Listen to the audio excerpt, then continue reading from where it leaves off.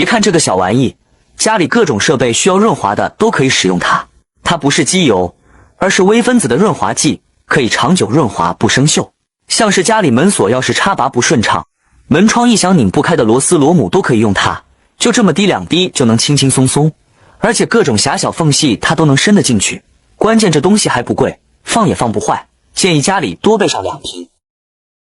怎么判断温控开关的好坏？这是一个长臂形的，我们首先抓住上面的一个引脚，然后呢用测点笔来测。如果上面的指示灯亮，说明它是导通的，它就是个好的；如果不导通，就说明它是个坏的。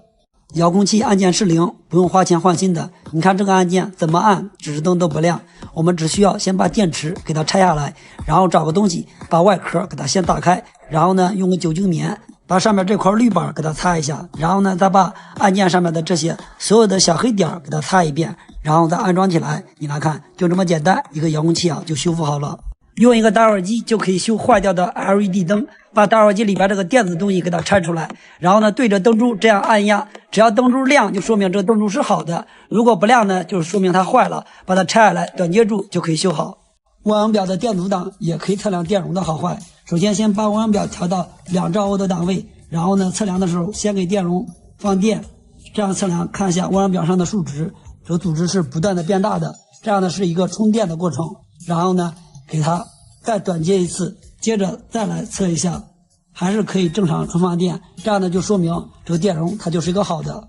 不管是这种4角的穿行开关还是6角的穿行开关，如果它坏了以后没有一样型号的，其实我们也可以用2个这样的开关来代替它。你看这样放在一起也是可以应急来使用。锂电钻的电池不耐用了或者是坏了，我们可以把这个电池给它拆下来，然后呢找一个12伏的电源，我们把这个电源插头插在手电钻上面，这样呢也可以正常来使用，不管你用多久，以后呢再也不用担心没有电了。像这种小容量的电容没有万用表，怎么判断它的好坏呢？我们可以给它充放电测试一下，大概呢给它充个2秒钟以后，然后呢我们给它放下电，如果可以放电就说明它是好的，不能放电说明它就是坏的。我们看这样呢就说明这个电容它是一个好的。平时我们接电线插头的时候，压线的上面这个片就容易丢，当它丢了以后呢，这个线就容易脱落。其实我们可以打个电工结，先把这个白线绕个圈，然后把绿线从这圈里边穿过来，这样呢拉一拉，一个电工结就做好了。这样在使用的时候是电工结受力，而不是上面的接线柱受力了。找一个15伏的变压器，在它上面串联一个大功率的2G 管，2G 管负极这边接个红色的夹子，它是直流电输出正极，然后另外是负极，把它接在电瓶上面，就可以给12伏的电瓶充电。这是一个最简单的充电方法。电视不开机，不管开多长时间，它也进入不到系统里面。像这种问题呢，大部分都是它的系统坏了。我们呢只需要找一个 U 盘，然后呢下载一个刷机包，我们把它插在电视的 USB 接口上面，给它刷下机，就可以修好它。电热锅开关坏了，千万不要扔，换个开关就行。把锅的底盖打开，拔掉开关上的3个插头，取出损坏的开关。给大家推荐这种触点好、铜脚后，把新的开关放进去，金色铜片朝下，3个插头用钳子捏一下，再插上，防止松动。这样修复不仅省钱，还省锅。家里的钟表电池不耐用，我们可以把这个电池给它拽下来，把它扔掉。我们找一条手机充电线，把它接在钟表上面，红色的线上面接一个小灯珠串联在一起，黑色的夹子给它夹上，这样呢以后再也不需要给它换电池了。只需要用一个打火机就可以快速的检测出这个电源线它到底是好的还是坏的。我们把打火机里边这个东西给它取下来，插到这个插孔里面，另外一只手触摸住上面的一个金属片，这样来按压它。如果有麻麻的非常爽的感觉，就说明这条线是导通的；如果按压的时候没有任何感觉，就说明这条线它是坏的。不管是电磁炉还是这种烧水壶，只要是这种触摸按键的按键失灵，像这种问题呢，我们只需要把它拆开，找一个吃完药剩下的外壳，把后边铝箔纸给它撕下来，用双面胶粘在不能使用的这个按键上面，这样呢就很轻松的把它给修好了，非常简单。洗衣机不存水，在使用的时候水都从排水管排出去了，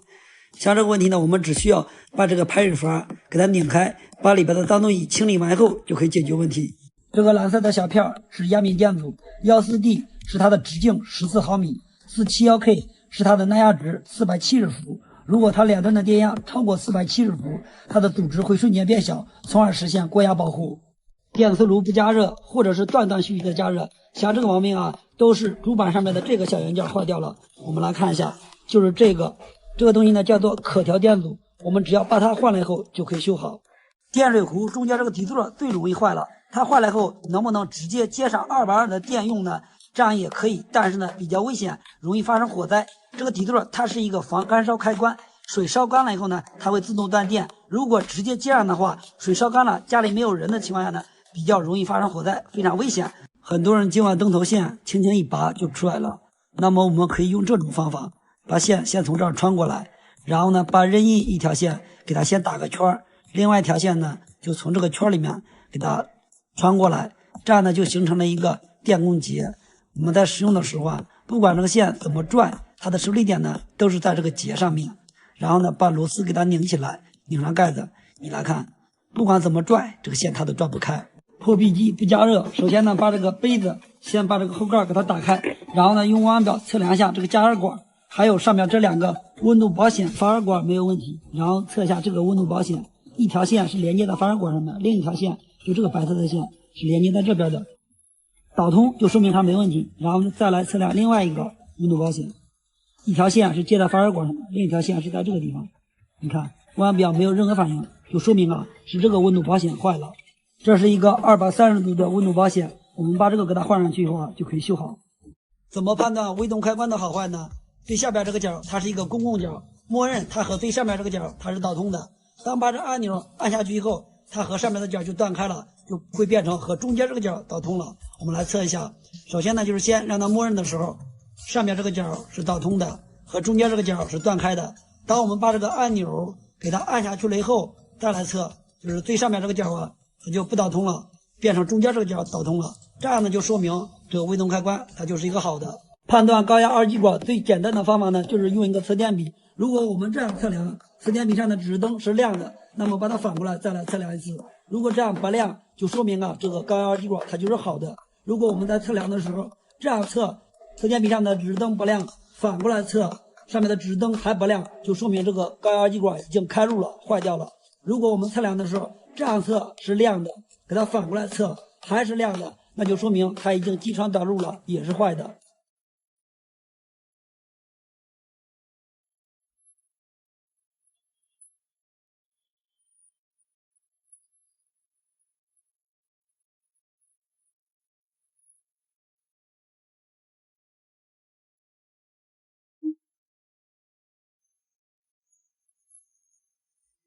寒冷的冬天，格力空调让房间10分钟热起来。操作如下，建议保存收藏。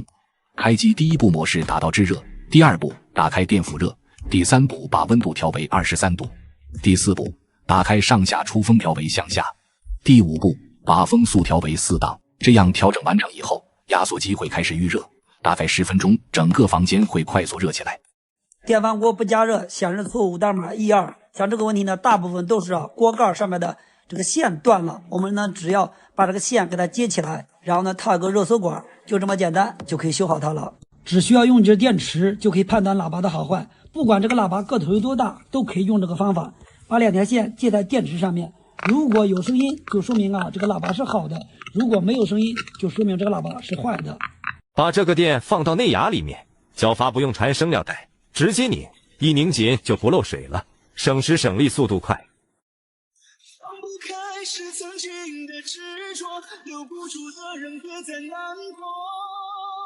纵然对你有太多的不舍，可这份感情终究没有结果。假如可以和你重新来过，可我已失去你的恋人资格。洗衣服的时候，这个波轮一直顺着一个方向转，而且呢它也一直转，它也不停。像这个问题呢，都是说明是这个定时器坏了，我们只需要把它换了以后就可以解决问题。电磁炉刚开始的时候可以正常加热，但是加热一会儿就停了，不加热了。像这种问题呢，都是说明电磁炉里边的温度过高，保护了。拆开以后呢，我们首先看一下这个散热风扇能不能转动，然后呢再来检测一下炉盘中间的这个热敏电阻，再检查一下 IGBT 旁边的这个热敏电阻，把坏的元件换上，你看这台电磁炉就修好了。像这种组容家的电源板上面这个电容坏的最多了，如果换了以后没有一样的，其实我们也可以找个这样的 CBB 电容来代替它，它们2个都是可以互换的。漏电保护开关每月呢都要检查2次，上面有个测试按钮，当把它按下去以后，能听到啪的一声，上面的指示灯灭了，它可以正常断电。像这样的开关就说明它是个好的。